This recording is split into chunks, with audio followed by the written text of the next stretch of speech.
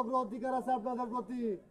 এই ওয়ার্ডেতে বকুল সাহেব যদি একটা ভোট কম হয়, একটা ভোট কম পায়, তাহলে কিন্তু আমি প্রশ্নবিদ্ধ হব।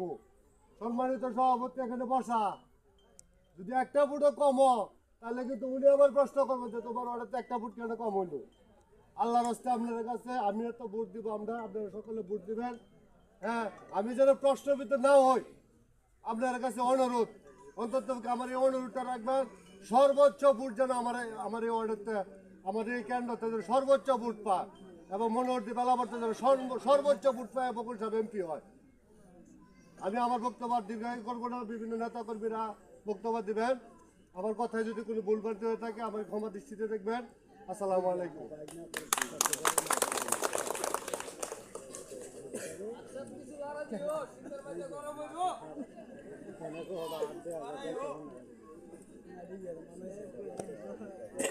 এখন আপনাদের সামনে কিছু আলোচনা নিয়ে আসছেন, কিছু বলার জন্য আহ্বান করা হলো। আমাদের মধ্যে যুব দলের সাধারণ সম্পাদক ইউনিয়নের একটা বিশাল মিছিল নিয়ে এখানে উপস্থিত হয়ে গেছে। রেলের নেতৃত্বে একটা বিশাল মিছিল আপনাদেরকে উপহার দিয়েছে।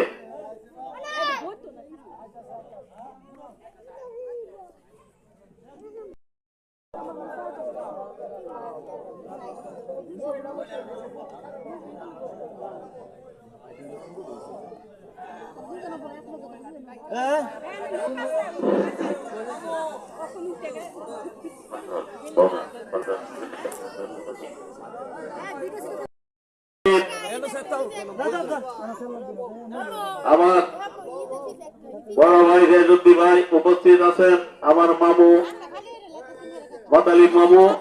এখন আপনাদের সামনে কোরআন তালাওয়াতের মাধ্যমে আজকের এই মিটিং শুরু হতে যাচ্ছে। এখন কোরআন তালাওয়াত করবেন মতালিব মামু।